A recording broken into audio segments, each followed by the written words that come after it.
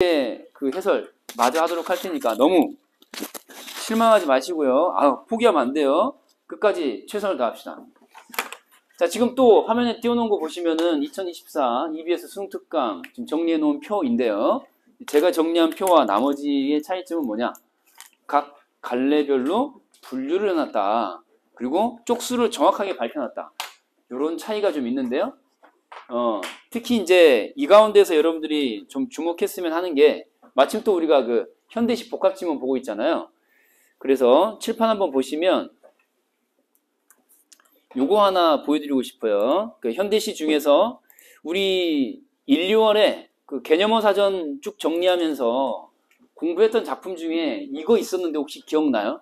이거? 시대적 배경 해가지고 뭐 안테나 얘기 나오고 기차 타고 서울 향해서 올라오는 상행선 열차 안에서 바깥 풍경을 감상하는데 안테나들이 막 집집마다 있고 그리고 슬레이트, 색색의 슬레이트 지붕들이 초가집 대신에 초가집 없애고 슬레이트 지붕이 막 곳곳에 보이고 기억나요? 안 나요? 기억나죠? 그래서 시대적 배경, 산업화 근대화 했던 그 작품 들어가 있잖아요. 그리고 또 하나 오른쪽을 보시면 여기도 또 우리 공부했던 것 중에 혹시 눈에 익은 작품 제목 혹시 보이지 않습니까? 혹시 눈에 익은 작품 혹시 안 보여요? 쓱 한번 올렸다 내렸다 해볼게요. 혹시 뭐 보이는 거 없습니까? 요거. 오, 기억나요? 그래서 무지한 상태, 본질을 보지 못하는 대상에 대해서 비판적 시각을 가지고 있는 주제의식. 혹시 기억나요? 누가 하늘을 보았다 하는가? 네가 하늘이라고 생각하고 보고 있는 그 대상은 하늘이 아니야. 라고 이 지적질 해주는 작품. 혹시 기억나요? 기억나요, 혹시? 이거 얼마나 좋냐, 이거야. 이것뿐만 아니야. 그래서 우리가 절대 헛된 시간 보내지 않았다라는 거 다시 한번 강조를 하고 싶어요, 여러분. 아시겠죠? 절대 헛된 시간 보낸 게 아닙니다. 분명히 남는 게 있는 시간, 유익한 시간 보냈다라는 거 강조해드리고 싶고, 내일 반편성 되고 하면은 전체적으로 다 배포를 해서 분석하는 시간을 첫 시간에 갖도록 할 테니까 내일도 기대를 하시고, 알겠죠? 그러니까 항상 다음 시간이 기대가 되고 뭔가 재밌겠다 싶은 어떤 그런 기대감이 있는 좀 수업이 돼야지 않겠어요, 그쵸? 다음엔 하다못해 저 새끼가 뭐 조그마한 거라도 뭐 만들어 오겠지, 뭐 이런 거 있잖아요. 응? 또 다음 시간은 좀 더 망가지겠지, 뭐 이런 거 있잖아요. 준섭이 너무 기대하면 안 돼. 오늘 제가 좀 너무 얌전했다고 아쉬워하는 것 같은데 저 원래 이런 사람이에요. 알겠죠? 자, 그러면 이제 아까 봤던 작품 2개 봤잖아요. 요거 놔두고 질문해 주는 것 중에 자, 오른쪽 위로 올라가 볼게요. 몇 번을 질문을 해줬냐면은 그래도 질문했으면은 마무리는 지어야 하니까 30번하고 31번 있죠. 네, 30번하고 31번을 보도록 할게요. 방금 아래로 갔다가 돌아와 버렸네. 30번 먼저 보겠습니다. 30번. 요거. 30번. 여기서 이제 5번 선지 질문을 주셨거든요. 모 학생이 30번 문제 5번 선지로 가겠습니다. 5번 선지 가시면은 이렇게 나와 있어요. 이게 어휘와 관련된 건데 이때 그 영속성이라는 말에다가 동그라미를 한번 해보도록 하겠습니다. 영속성. 영속성이라는 게 무슨 말이에요? 줄임말이거든요. 뭐의 줄임말이에요? 영원히 계속된다. 혹은 뭐 지속된다. 영원히 계속된다. 영원히 지속된다. 이거거든요. 영속성. 알겠죠? 그런 속성을 강조한다라고 했는데 이게 보세요. 이제 사실 이제 여기서 벌써 좀 이상하다라는 생각을 할 수 있거든요. 이제라는 말을 썼을 때는 옛날에는 그랬는데 이제 이런 느낌이에요? 아니면은 옛날에도 그랬고 이제도 그렇다? 전자야 후자야? 전자의 느낌이 있잖아요. 이제 그러면은 옛날엔 안 그랬는데 지금은 그렇다는 이렇게 이제 나오겠죠. 그러면은 이거는 영원히 계속돼야 되는데 옛날에는 그랬고 지금 그때는 맞고 지금은 틀리다. 그때는 맞고 지금은 틀리다. 그래 버리면은 영속성이 아니야. 영속성이 아니죠. 그렇죠? 준섭님 사랑의 영속성을 믿습니까? 믿지 않습니까? 뭔가를 아시네요. 사랑은 영속성이 없어요. 제대로 이해했어요. 자, 그러면 이제 나로 다시 거슬러 올라가 봐.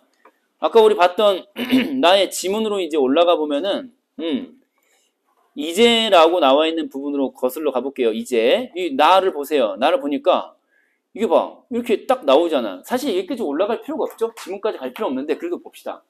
이제 시간을 나타내는 표현 뒤에 아무도 라고 부정적 의미로 이렇게 딱 나오잖아요. 주어가 뭐뭐 하지 않는다. 그럼 영속성이 아니야. 아니죠. 영속성 아니죠. 근데 이거는 영속성의 단어의 의미 이걸 좀 주목을 하셨어야 될 것 같아. 이제 까먹으면 안 돼요. 영원히 지속된다. 사랑의 속성과 관련이 없다. 이렇게. 지수가 지어띄어트 본 것 중에 가장 심각하게 고개를 끄덕였어요. 공감이 되나 봐요. 그쵸? 아님 말고요. 자, 다시 돌아오셔가지고 문제 31번으로 가볼게요. 자, 여러분 오른쪽 위로 올라가시면은 31번도 질문을 주셨는데 사실 그 31번 문제 같은 경우는 자 보세요. 그 3번 선지 여기서 딱 끝나야 되거든요. 적절하는 거야, 적절하지 않은 거야. 적절하지 않은 건데 1번 맞네. 2번 맞네. 이거 가능하지 않을까? 그쵸? 2번까지는 자연스럽게 넘어왔을 것 같아. 근데 3번 같은 경우는 여기서 끝내야 됩니다. 왜냐면은 분리라는 단어에다가 동그라미를 딱 해보시면은 자 이렇게 뭐뭐 함으로써 앞으로 계속 그 문제 풀 때 표현과 기대효과 이렇게 앞뒤로 구분을 해서 다 분석할 거거든요. 우리 OX100 연습할 때 했잖아요. 이 뒤에 보면은 이제 이렇게 끊어보시면은 여기에 더 집중을 할 수 있죠. 분리인 것인가. 그러면 상처가 노래에 쉽게 덧난다라고 했잖아요. 쉽게 덧난다. 덧난다가 무슨 말이야? 덧난다가. 최초의 상처야? 아니면 상처가 있었고 거기가 건드려진 거야? 덧난다는 게 뭐야? 상처가 있는 상태에서 없는 상태에서. 있는 상태에서 덧난다는 거잖아요. 딱지가 안질락말락 하는데 누가 탁 건드려 버렸어. 그러면서 덧나는 거잖아요. 그쵸? 준선님 좀 슬슬 발동이 걸리는 것 같아요? 만족하시는 것 같은데. 자, 덧난다라고 하는 거는 원래 상처가 있었던 거거든요. 원래 있던 상처. 그 상처가 노래에 쉽게 덧난다라는 거는 원래 상처에 있었고 누가 건드렸다, 아프겠다 이거예요. 근데 시에서 노래의 성격이 분리가 된 결과라고 했어요. 사실 지문으로 가봐. 지문으로 가면은 쉽게 덧난다를 찾아야겠죠. 왜 쉽게 덧납니까? 노래의 성격 때문에요? 아니 노래의 성격 때문에 그런 거예요? 이야기의 성격 때문에 그런 거예요? 응? 이야기요? 아니, 지문을 봐, 그러니까. 지문을 다시 봐봐. 자, 쉬 덧나라고 할 때 뭐에 의해서, 뭐뭐에 의해라는 말이 생략했다고 봐야겠죠. 노래에 의해서 쉽게 덧난다 이 말이잖아요. 주어가 뭐죠? 상처는. 이 상처는 노래에 의해서 쉽게 덧난다라고 했어요. 근데 이 내 격정의 상처는 노래에 쉽게 덧난다라고 나와 있기 때문에 밑으로 이제 다시 가볼게요. 그 선지로 가보시면은 노래의 성격이 더해진 결과야? 아니면은 빠진 결과야? 노래가 더해져서 그런 거야? 빠져서 그런 거야? 노래가 더해져서 그런 거 아니에요. 노래에 의해서 덧나는 거니까. 이해되죠? 그러니까 분리라는 말을 써버리면 돼요, 안 돼요? 안 되죠. 분리가 아니라 정확하게 말은 뭐예요? 과잉됐다거나 아니면 뭐 감이 됐다거나. 감이는 이제 더해졌다는 얘기고 과잉은 이제 지나쳤다는 얘기인데 지나치게 더해지거나 그냥 더해지거나 뭐 둘 다 맞다라고 말할 수 있는데 최소한 분리는 아니죠. 더해진 거죠. 결합된 결과다 이렇게 이제 말해야 되겠죠. 노래 때문에 덧나는 거거든요. 사실 여러분들이 이별을 겪고 나면 말이죠. 슬픈 노래 나오면 어때요? 더 아프잖아요. 그렇지 않아요? 막 그렇잖아요. 막 눈물을 흘리면서 울잖아요. 그거예요, 그거. 지금 이게 그거거든요. 적당히 해야 되는데, 이제 그런 뜻이에요. 자, 요것도 이제, 설명이 됐고요. 이제 다음, 제 5회 모의고사는 말이죠. 제 5회 모의고사는 작년 9월 평가원 모의고사거든요. 지금 해설은 안 할게. 해설은 5교시에, 약속대로 5교시 할 테니까, 높은 사람들은 그때까지 점심 때 좀 풀어보시고, 지금 딱 한 개만 언급하고 싶은 게 있어요. 지금 좀 있으셔가지고 말이죠. 요건 꼭 얘기를 해주고 싶어요. 지금 판서를 할 테니까 따라서 적으세요. 자, 고전소설 연계 방식이라고 쓸게요. 고전소설 연계 방식이라고 쓸 거예요. 고전소설이라고 하는 게 이제 연계가 뭐 거의 100%라고 봐야 되겠죠. 그렇지 않을까요? 고전 시가와 고전 소설은 100% 연계될 것이라 예상하는 게 합리적이죠. 그렇죠? 근데 이 고전 소설을 연계할 때 이제 여기 원문에서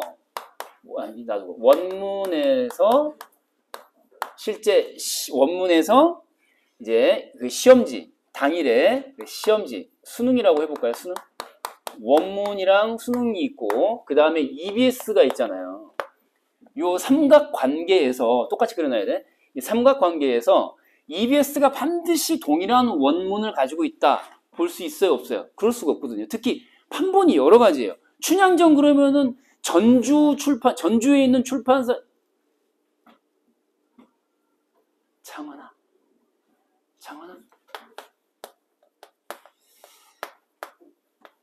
이게 당신 한자 아니에요? 대충 그려본 건데 법헌자 아닙니까? 네, 정신 차리시고요. 자, 이 원래의 그 텍스트가 원텍스트가 춘향전만 하더라도 들어본 적 있을까요? 전주에서 출판하는 게 있고, 그러니까 또 서울에서 출판하는 게 있고 이래요. 그러니까 막 그 내용은 줄거리는 비슷한데 표현 자체가 막 다른 게 있다고. 하다못해 춘향전도 무슨 말인지 알겠죠? 그러니까 이제 EBS에 실려 있는 게 전부라고 생각하면 착각이에요. 알겠어요? 그러니까 원문에서 이렇게 EBS로 왔다가 다시 수능으로 가는 거잖아요. 특정 원문에서 채택한 건데 그 원문이 한 개야 다수야. 원문이 다수의 판본이 있다라는 것이 이제 핵심이에요.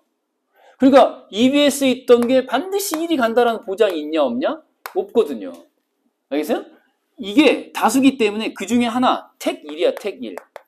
택 1인데 그 택한 녀석 말고 다른 판본에서 수능이 나와버리는 상황이 나올 수 있다.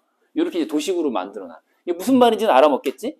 다수의 원문이 있고 그 중에 하나를 택하는 것이기 때문에 수능에서 채택되는 것은 네가 EBS에서 보고 있는 것이라고 착각하시면 안 된다는 거예요.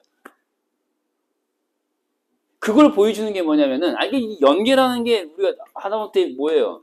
연계라는 게 EBS에 실려있는 부분을 끼고 낸다는 거 아니에요. 보통은 그렇게 되죠. 근데 아닌 경우도 많고. 그러니까 방식은 1번과 2번이 있는데 이제 써놔. 1번은 자, EBS 플러스 2외가 나오거나 아니면은 2외 플러스 2외. 중략을 기준으로 중략 앞부분 혹은 뒷부분이 EBS에 있는 일부가 나오는 방식. 2번은 그마저도 연계를 안 해버리는 방식. 그러니까 EBS에 있는 게 한 줄도 안 나오는 경우도 있어요. 고전소설에서는. 그런 거 본 적 있죠? 전혀 안 나오는 경우가 있거든요. 그거 어떻게 해야 돼? 이 새끼들 고소해야 돼? 아니. 그 고소는 니네 몫이 아니고 우리는 학생이니까 수험생이니까 어떻게 준비할 것이냐 이거잖아요. 어떻게 준비해야 돼요? 디테일한 줄거리를 학습하는 게 중요하다. 방향을 잘 잡아야 돼. 그래서 결국은 결론이 뭐냐? 결론은 디테일이다. 디테일에 승부가 갈리는 거거든요. 그러니까 작년에 특히 내가 그 유튜브에 올려놓은 고전소설 해설하는 그 영상을 보란 말이야. 그러면은 막 쓴다고. 그 최척전 같은 경우는 예를 들면은 선생님 마지막에 마무리할 때 여섯 번째 작품으로 내가 정리해 준 건데 수능 직전에 막 도식 그리면서 관계도 그리면서 근데 그때 말고 학기 중에 EBS 막 디테일하게 정리해 줄 때 그 영상을 한번 봐봐. 그러면 이 부처에 관한 언급을 내가 자세하게 해준다고. 근데 이 EBS에 있던 거야 없던 거야? EBS에 없던 대목이야. 근데 나는 그거를 설명을 해줬거든.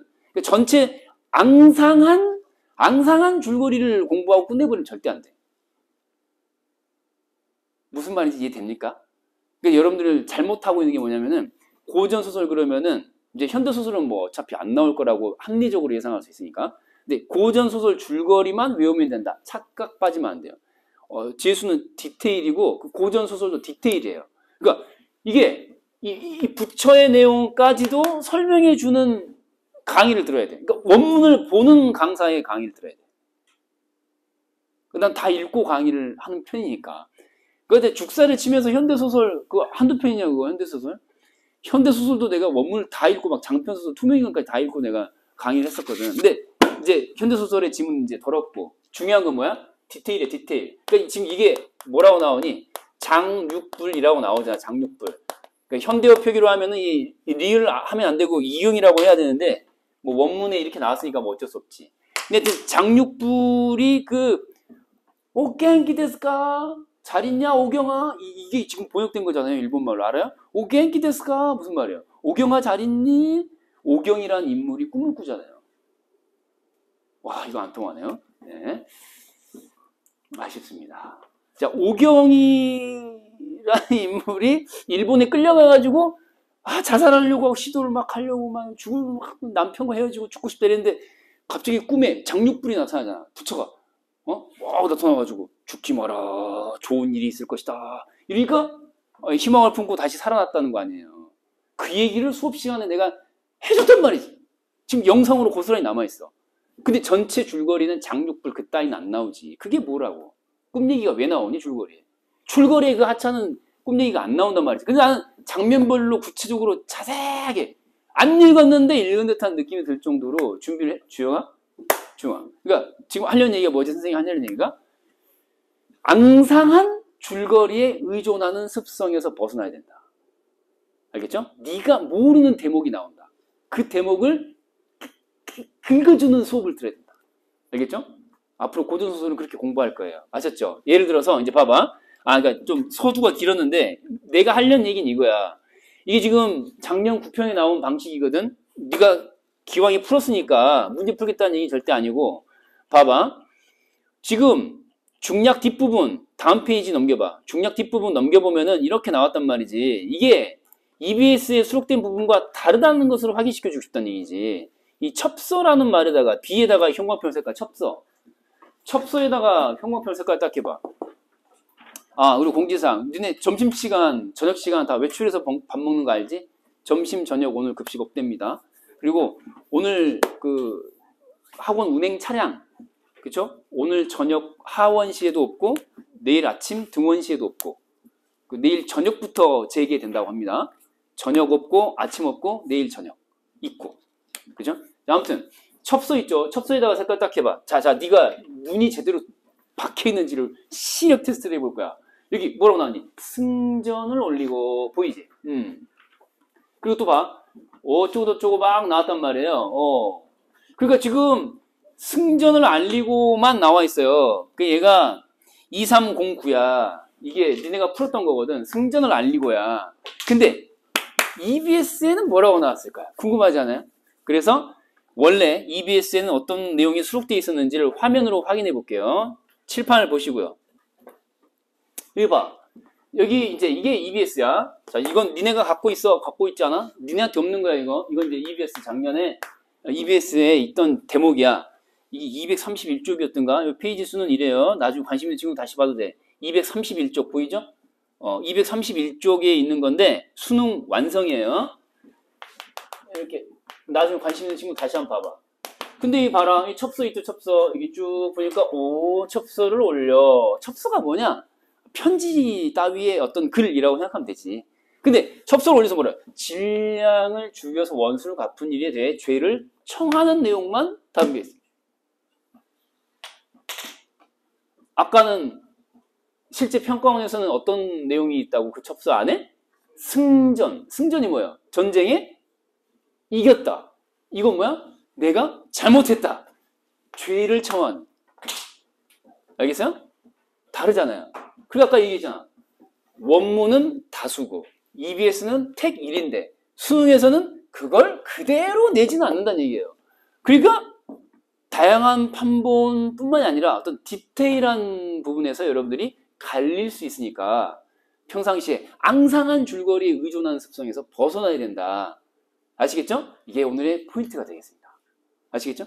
요거를 염두에 두면서 점심시간에 마저 다 풀어보세요. 자, 좋아요. 그러면 이제 독서 마무리 지어보도록 할게요. 22번 지문으로 가는데요. 자, 또 밑에 내려갔다 와야 돼요. 뭐 이런 친구 없겠죠, 설마. 네, 22번 지문. 지문 분석 24. 보겠습니다. 지문 분석 24. 지문 분석 24.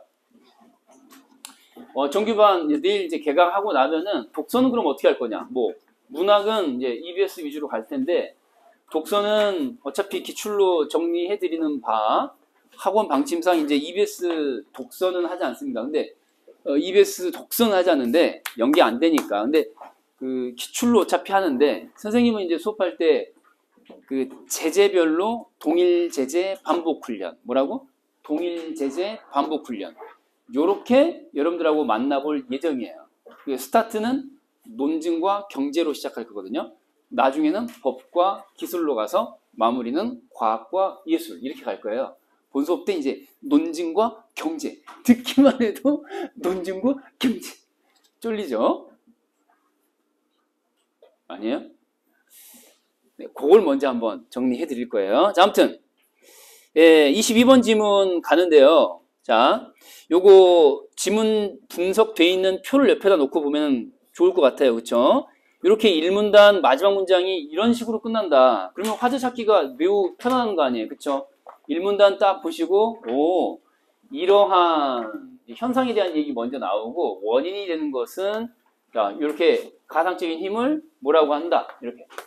자, 이러한 뭐뭐라 한다. 그러면은, 이 앞뒤로 끼고 있는 이 녀석이 화제일 확률이 되게 높잖아요. 실제로 이제 얘가 화제가 되겠고요. 그쵸?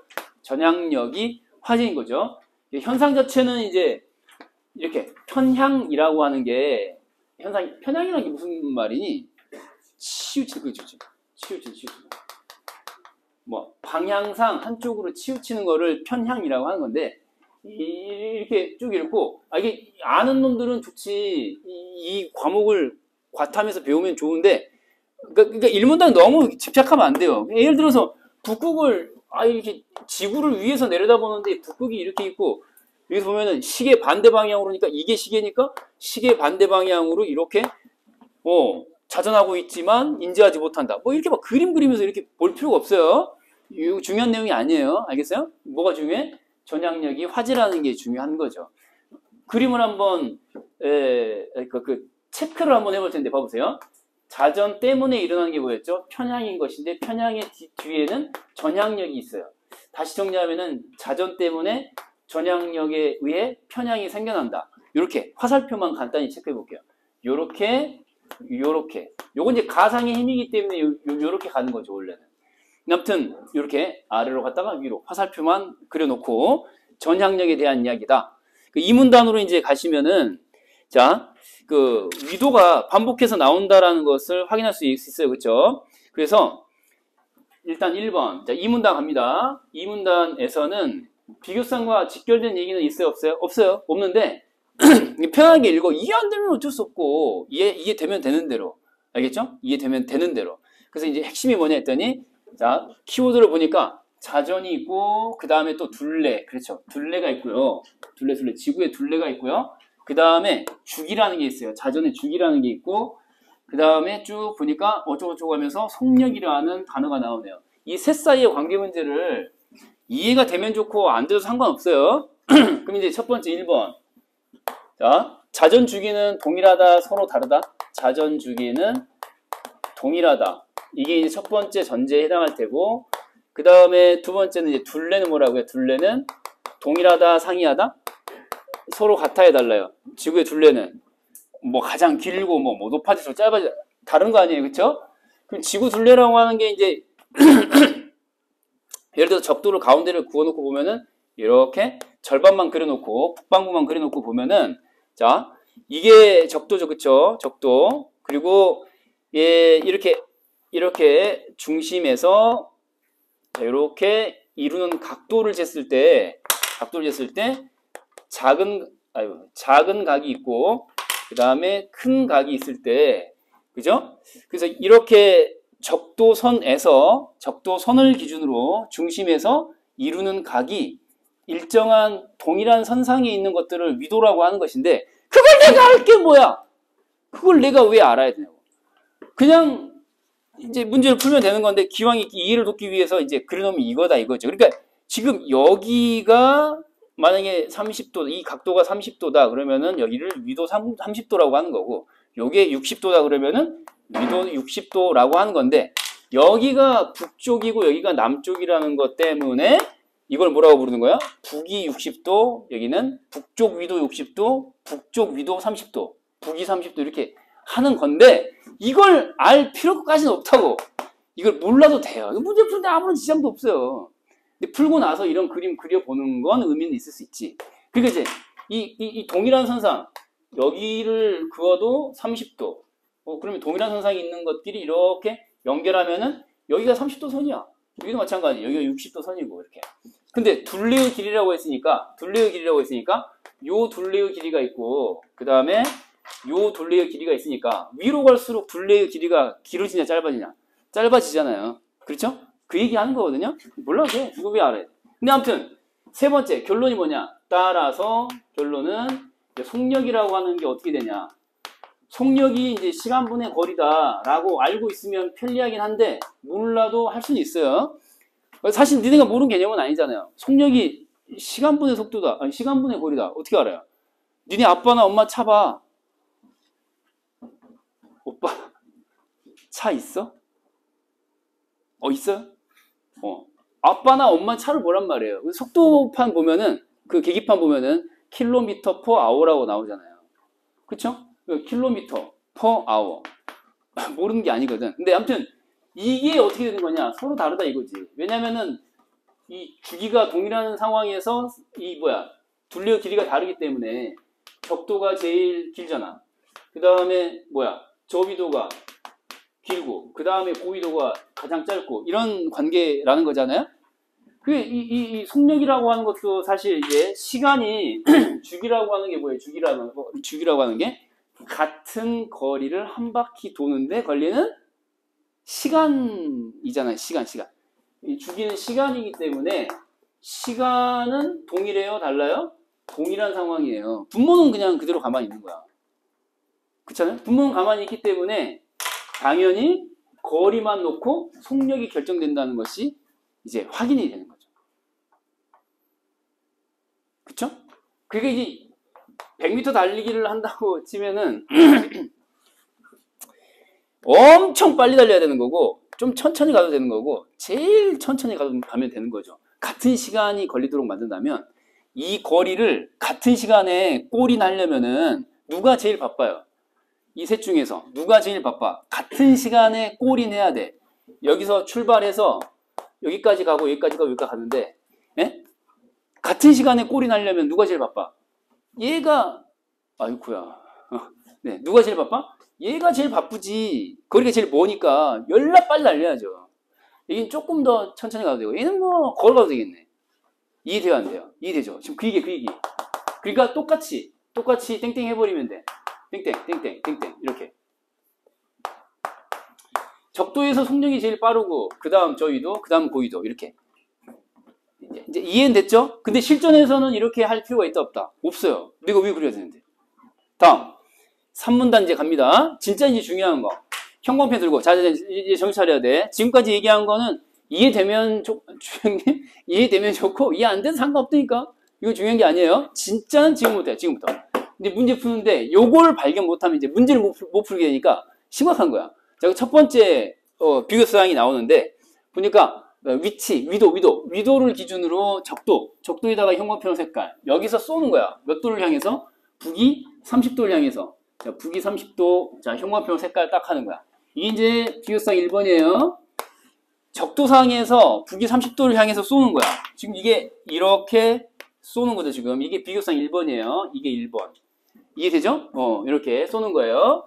이 동일한 경도상이라고 했는데 경도는 세로고 위도는 가로다. 이렇게 이제 알고 있으면 또 도움은 되죠. 나중에 써먹을 수 있으니까. 위도는 가로고 경도는 세로다. 이렇게 이제 우리 상식적인 선에서 이제 체크해 두면은 동일한 경도라고 하는 거는 세로로 같은 세로 방향으로 이제 이런 뜻인 거예요. 같은 세로 줄 안에서. 근데 아무튼 이게 또 중요한 게 아니야. 아무튼 이렇게 쏜다 이거야. 쏘는데 차이점이 뭐니 찾아봐. 보니까 결과적으로 그 물체가 슝 하고 쐈는데 일직선으로 가는 거야, 휘는 거야. 휜대잖아. 그래서 뭐 하면서 저것도 하면서 따라서 동쪽에 있는, 다시 말해서 오른쪽 왼쪽 오른쪽이라고 나와요. 자, 오른쪽 찾아가지고 형광펜을 색깔할 거예요. 자, 목표로 했던 북쪽 방향이 뭐라고요? 오른쪽으로 휘어져 형광펜 색깔.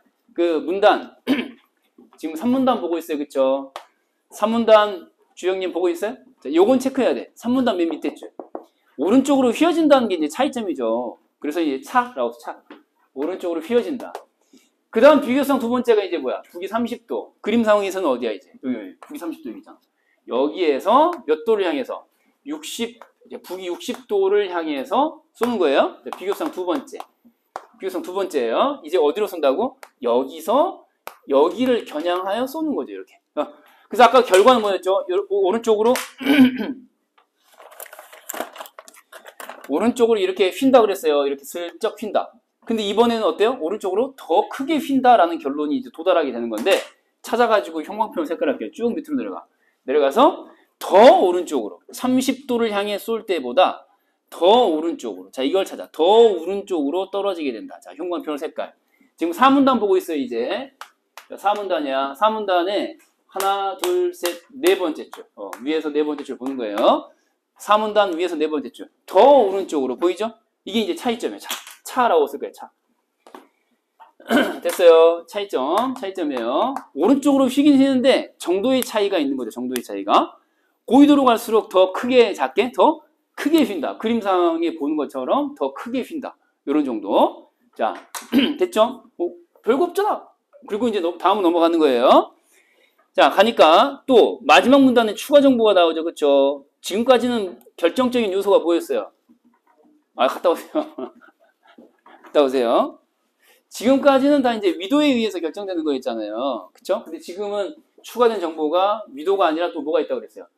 자, 물체 자체의 속력도 관련이 있다라고 나와 있어요. 휘는데, 이 편향되는데 역할을 하는 게, 물체 자체의 속력도 영향을 준다, 이거야. 그럼 얘가 속력이 빠르면은 더 크게 휜다, 더 작게 휜다. 더 크게 휜다가 되죠. 속력이 빠를수록 더 커지며, 이렇게 나왔잖아. 비례야, 반비례야? 비례. 그래서 그 지문 분석표를 봐. 비례라는 말 나왔잖아. 그치? 보이냐?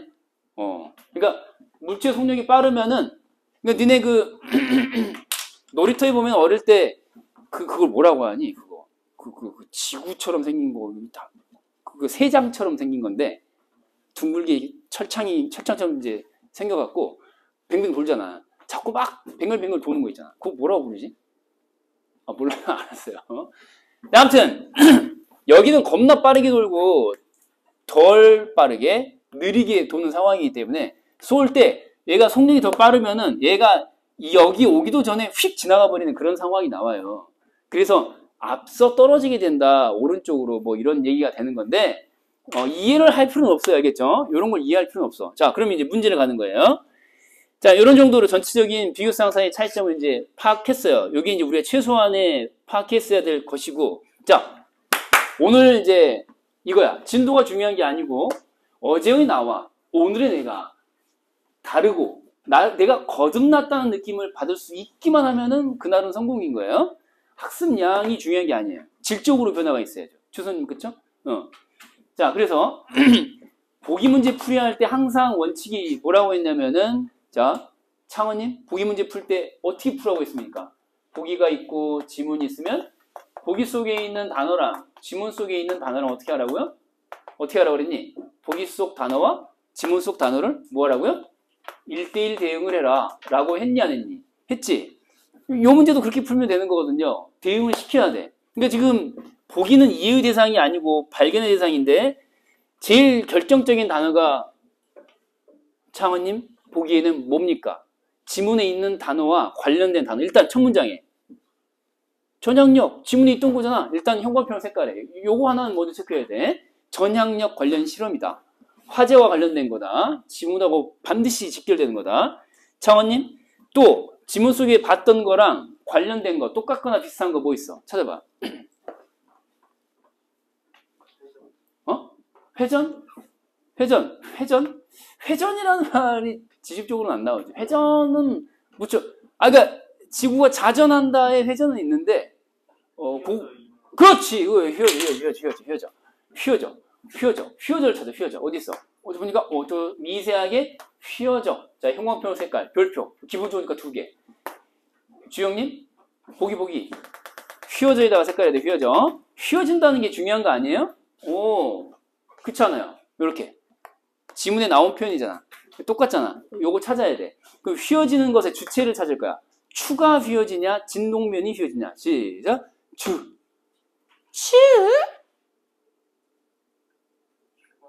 추가 죽었다. 추가 휘어지잖아요. 추는 그러면은 왜 색깔을 해야 되는 거냐? 추를 찾아서 색깔 딱 하는 거. 추는 지문 속에 뭐하고 대응되니? 그래, 그렇지. 물체. 발사, 퓨! 예, 물체. 일이 가다가 휘어지는 그 주체는 물체였잖아요, 물체. 이해되죠? 써, 여기다가. 물체. 이거 휘어진다. 뭐가? 추. 즉, 물체에 해당하는 추가 휘어지는 거야. 이해됐죠?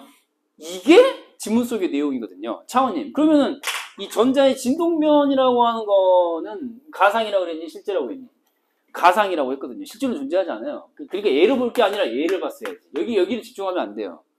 그쵸? 그러면 이제 보세요. 지금 그림상으로 나와 있는데 내가 한번 그려볼 테니까 똑같이 나랑 따라서 한번 그려봐라. 왕복 그러니까 실제로 존재하는 거는 원운동이야, 직선운동이야? 직선운동이죠. 직선 왕복 운동이 실제로 존재하는데 가상의 면에 의해서 휘어진 결과 회전이 나타난다는 거 아니에요? 근데 똑같이 한번 그려봐. 어느 방향으로 휜다 그랬지? 원래 B를 지향했는데 C로 휜다 그랬어요. 똑같이 그려봐. 여기는 안 나왔는데 그러면 C로 갔다가 어차피 그 왕복 운동이니까 띵띵띵띵 왔다 갔다 하는 거 아니야. 천장에 추를 매달아놨으니까 이렇게 왔다 갔다 할 거 아니야. 그럼 C에서 그림 그려봐. 어디로 휠 거야? 똑같이 오른쪽이야, 왼쪽이야? 똑같이 오른쪽으로 휘어야죠. 이렇게. 이해돼요? 그럼 다시 얘는 또 어디로 휠까요? C를 지향하겠지만은 그 오른쪽으로 휘겠죠. 얘도 D를 지향하겠지만은 더 오른쪽으로 휠 거고. 이렇게 휘고 이렇게 휘면서 한 바퀴를 돌게 되겠죠. 이해돼요? 이런 식으로 왔다 갔다 하는 거거든요. 이해돼요, 안 돼요? 이해되죠? 오른쪽으로 휜다는 게 중요해요. 선생님, 이게 왜 오른쪽이죠? 야, 제가 가는 방향을 바라보고 오른쪽, 왼쪽을 결정하는 거잖아. 오른쪽, 왼쪽은 달라지는 거니까. 이리 갈 때는 이게 오른쪽이지. 그 돌아올 때도 역시 마찬가지? 오른쪽이니까 또 이렇게 오는 거고. 이해되죠? 그러니까 전부 이 오른쪽이라고 하는 게 이제 중요하다. 형광펜으로 또 아까 색깔했던 데 있지. 휘어진다라고 했어요. 휘어진다. 어디로 휘어지냐 했더니 C 쪽으로 형광펜으로 색깔. 이 C 쪽으로가 지문 속에 뭐하고 대응되는 거야? 왼쪽이야, 오른쪽이야? 오른쪽이죠, 오른쪽으로 휜다는 얘기예요. 시계 방향, 반시계 방향이 중요한 게 아니야. 저게 왜 중요해? 지문에 있는 거랑 대응시킬 수 있는 걸 먼저 보란 말이에요. 오른쪽으로. 그러면 여기는 남반구일까요? 북반구일까요? 선생님 아까 그 추가 정보 하나 생략해버렸는데 지문으로 가봐. 마지막 문단의 마지막 문장 봐. 추가 정보 뭐 있었어? 휘는 방향이, 전향력이 작용하는 방향이 북반구는 오른쪽 왼쪽? 칠판 보시고 밑에서 두 번째 줄이에요. 지문 그쵸? 보이죠? 지문 보이지? 북반구에서는 오른쪽으로 휜다는 거 아니에요. 그쵸? 그럼 남반구에서는요? 이게 추가 정보야. 왼쪽이라고 그랬죠. 그럼 지금 보기는 저 파리는 남반구일까요? 북반구일까요? 내가 지리를 비우지 않더라도 북반구도 당연히. 왜냐면 오른쪽으로 휘었잖아. 방금 봤잖아. C쪽으로 휘었잖아. C쪽으로 오른쪽으로 휘었으니까 남반구라는 거를 알 수 있니? 북반구라는 걸 알 수 있니? 북반구 이렇게 이제 가야죠. 오케이? C쪽으로 이게 뭐라고? 오른쪽으로 였고 그러니까 얘는 남반구야 북반구야. 마지막 문단에 따라서 북반구에 해당한다. 요렇게. 그럼 이제 이거를 정리할 수 있죠, 이제. 자, 보세요. 오른쪽, 추의 오른쪽으로 휘는 방향은 진동면, 진자의 진동면의 방향으로는 뭐라고요? 시계 방향이라 이거잖아. 왔다 갔다 하니까 점점점 이런 방향이 되는 거 아니야? 위 가니까 돌잖아. 그렇지 않아요? 지금 이거야, 이거. 그래서 다시 칠판에 정리하면은 추가 있고 진자의 진동면이 있는데 진동면이라고 줄게. 추가 있고 진동면이 있는데 기본적으로 운동의 속성은 얘는 휘는 거고 힘 얘는 뭐야? 회전. 근데 추가 진동면의 결과를 낳는 실제인 거고 얘는 가상인 거잖아요. 근데 휘는 방향이 오른쪽 왼쪽 오른쪽이라고 했고 그 진동면 회전 방향은 시계 방향이라고 했으니까 여기는 어디? 북반구 오른쪽 북반구 이렇게 이제 딱 쓰고 문제 풀 때는 이렇게 정리하는 게 필요하죠. 문제 풀 때, 에? 문제 풀기도 전에 짐을 막 끄적거리고 있으면 이거 시간 낭비. 문제 풀 때 이렇게 하면 간단하잖아. 그러면은 파리는 북반구고 시계 방향이어야 돼. 진동면 이렇게. 그럼 파리가 아닌 그 남반구에서 실험했으면 진동면의 회전 방향은 어떻게 될까요? 시계가 아니라 반시계 방향이 되겠죠. 휘는 방향은 어느 방향이니까? 그 마지막 문단 봐. 왼쪽이니까. 그쵸? 이해돼요, 안 돼요? 요거는 이제 1번 선지 이제 봐봐. 그래서 보세요. 하나씩 봐볼게. 남반구에서 그랬어요. 남반구. 여기는 어디? 보기속은 어디? 남반구야, 북반구야? 북반구라고 했으니까 정반대로 이제 연결해야 돼. 진자의 진동면은 이라고 했으니까 무슨 방향이었니? 원래는 시계 방향. 그럼 이제 시계 반대 방향이 되겠죠, 이렇게. 어렵지 않죠? 그러니까 내가 자꾸 진동면만 들여다보니까 씨발 이거 어떻게 알지? 이렇게 되는 거예요. 근데 뭘 봐야 돼? 2차 시도도 실패. 추를 봤어야죠. 추. 오케이? 자, 2번 선지 가는 거야. 파리보다 고위도래. 고위도 동그라미. 동일한 실험을 할 경우에 진자의 진동면은 자 이제 느리게라는 말이 나왔어요. 그럼 이제 지문 속에서 뭘 찾아야겠니? 상식적으로. 지문 속에서 고위도를 찾아야지. 고위도로 가면은 야 일어나. 사람 살려라. 저거 사람 살려. 죽겠다 저러다가.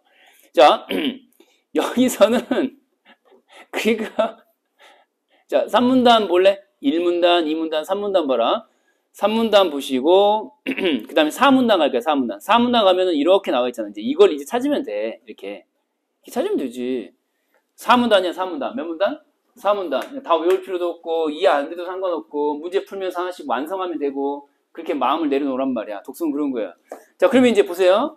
고위도로 갈수록 어떻게 된다고요? 커진다 작아진다?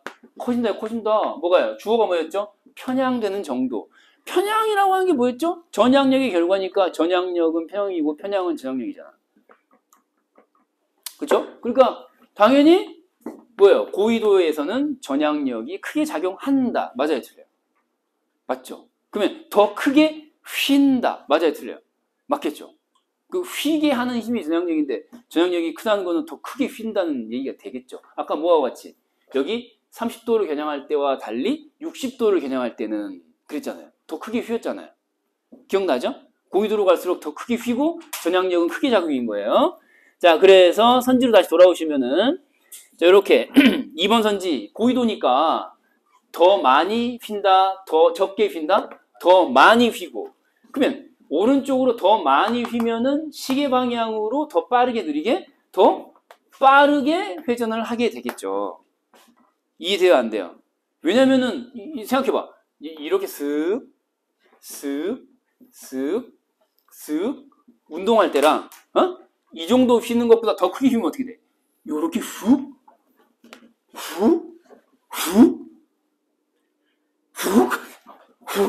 누가 더 빨리 1주기를 완성하겠냐? 한 바퀴 누가 더 빨리 돌아? 더 크게 휜 놈이 더 빨리 회전을 하겠지. 이해돼요, 안 돼요? 이렇게 도는 거랑 휙 도는 거랑. 그렇지 않아요? 춤춰야 돼? 하이보이. 자, 그러면 이제 3번으로 내려가겠습니다. 3번 선지 갈게요. 3번 선지. 자, 북극과 남극에서 이 진자 실험을 할 경우 했어요. 지문에 보면 또 나와. 이게 나오거든. 극지방 나오는데, 자, 진자의 진동면의 회전 주기는 자, 동일을 하겠군이라고 했어요. 선생님, 이런 얘기 지문에 없는데요? 또 이럴 수 있어. 없는데 동일하다가 어디 있어요? 이렇게 하면 된다, 안 된다? 안 된다요. 왜냐하면 최대라는 말은 지문에 있거든. 최대. 창원님, 최대가 무슨 말이에요? 적당히 높은 게 아니라 가장 높은 거거든요.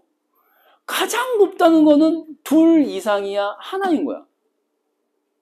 하나인 거죠. 최대가 무슨 말이야? 하나.